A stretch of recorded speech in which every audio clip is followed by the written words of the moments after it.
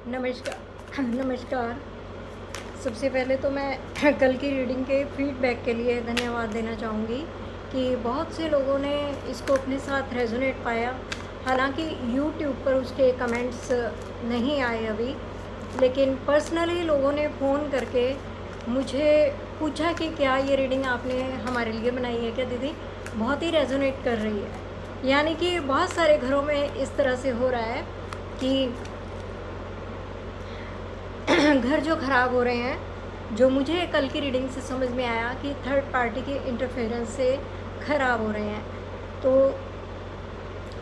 यहाँ पर मैं आप लोगों को बोलना चाहूँगी कि जो इंटरफेरेंस करते हैं उनको कुछ प्राउड फील होता होगा। उनको लगता होगा कि हमें एक रफ फालतू है और हमारा दिमाग कुछ ज़्यादा काम करता है, शायद इसीलिए ये लोग हमसे पूछ रहे हैं, शायद इसीलिए इन लोगों ने हमें इन्वॉल्व किया है, या जो बात हम डायरेक्टली नहीं बोल पा रहे हैं वो लोग नहीं बोल पा रहे हैं, मुझसे कहलवा रहे हैं, शायद मैं स्मार्ट हूँ, ओवर स्मार्ट हूँ। ऐसा कुछ नहीं होता है। जब आप आंखें बंद करके किसी के घर में इंटरफेरेंस करते हैं तो उसका आपको बैकफायर होता है। तो आपको हमेशा दूसरों के घर में इंटरफेरेंस करने से बचना चाहिए और ये देखना चाहिए कि सच में क्या उनको आपकी ज़रूरत है या नहीं है। कहीं आप खुद ही तो मोहरा नहीं बन रहे हैं। अच्छा बनने के चक्कर में कुछ लोग ऐसा करते हैं और कुछ लोग पुरानी दुश्मनी निकालने के लिए, पुरानी बातों के न्याय करने के लिए, अपने आप से खुद से न्याय करने के लिए, और फिर वो इस तरह की हरकतें करते हैं। और बहुत सारे लोगों ने ये मुझे बताया कि आप बिल्कुल सही कह रहे हैं कि उनको बैकफायर हुआ है उनकी हरकतों का, उन्होंने परिणाम भुगते हैं। और जो सिम्टम आप बता रहे हैं, किसी का देखिए कुछ था, किसी का कुछ। ज़रूरी नहीं है, ये रीडिंग्स होती हैं, ये जर्नल गाइडेंस होती है। ज़रूरी नहीं है कि एक एक वर्ड आपके साथ मैच करें।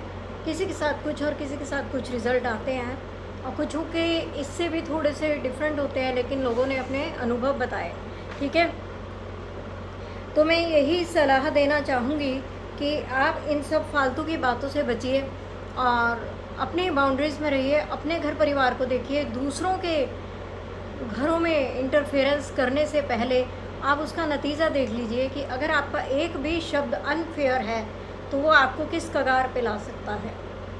अभी जो मैंने आज के लिए गाइडेंस निकाली है, यानी कि गुरुवार के दिन की जो आपके लिए गाइडेंस निकाली है, और उसमें जो कार्ड आ रहा है वो है 9 ऑफ वॉन्ड्स। ये कार्ड आपको क्या कहता है? ये कार्ड भी कहीं ना कहीं आपको कहता है कि ऑन गोइंग बैटल्स, कहीं ना कहीं मन में बहुत विचार चल रहे हैं, बहुत संघर्ष चल रहा है। और ये कार्ड इस डे की एनर्जी, देखिए डे की एनर्जी जो है ये आपको उस दिन की ऊर्जा के बारे में बताता है।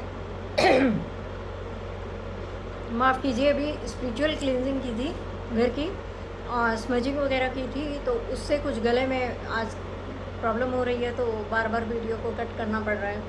तो ये डे की जो एनर्जी होती है, ये वो दिन आपको सावधान करता है। जैसे कहते हैं ना आज शुभ दिन है या अशुभ दिन है, तो इसी तरह से हर डे की एनर्जी होती है कि आज के डे की एनर्जी कैसी है। और डे की एनर्जी मुझे बोलती है कि आप अपनी बाउंड्रीज़ में रहिए। कल वाली रीडिंग टाइप का ही है कुछ, कि किसी में फालतू इंटरफेरेंस मत कीजिए, वाद विवाद बढ़ जाएगा।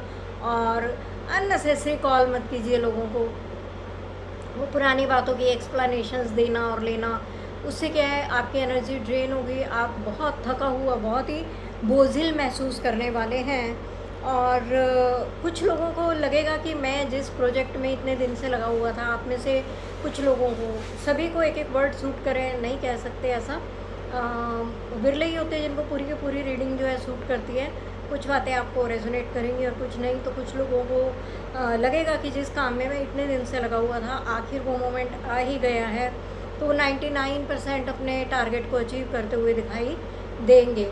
और ये और क्या कहता है कि ये कार्ड कहता है कि आपको थोड़ा सा धीरज धरने की ज़रूरत है।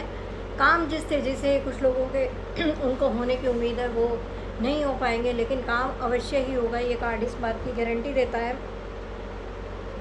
और कुछ पास्ट की गलतियों से अपने आप को सीखने की ज़रूरत है कि पास्ट में आपने क्या गलतियाँ की थी, उनसे अनुभव लेते हुए उन गलतियों को दोबारा ना दोहराएं।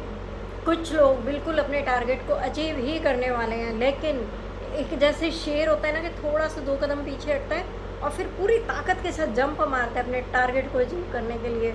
उस तरीके से सिर्फ अपनी स्ट्रेंथ को इकट्ठा कीजिए और एक बार पुनर्प्रयास कीजिए उस काम के लिए जिसके लिए आप इतने दिनों से वेट कर रहे थे, जो बिल्कुल किनारे आ गया है और आपको अचीव करना ही है। पूरी ताकत लगा दीजिए। अगर किसी सवाल का जवाब ढूंढ रहे हैं तो वो सवाल का जवाब आपके अंतर्मन में है, समस्या का हल जो है वो आपके अंतर्मन में है। किसी पर आंखें मूंद कर विश्वास बिल्कुल मत कीजिए कल के दिन। लंबी गहरी सांस लीजिए, अपने आप को मेडिटेट कीजिए, ये कल के दिन की रेमेडी है। अपने इष्ट देव को याद कीजिए, एक दीपक जलाइए और कवच का पाठ कीजिए और उसके बाद पूरे दिन को हंसी खुशी बिताइए। और जैसे ही मौका मिले मुझे कमेंट करके बताइए कि आपका दिन कैसा रहा। आपका दिन शुभ हो, मंगलमय हो। इसी के साथ विदा लेती हूँ। नमस्कार।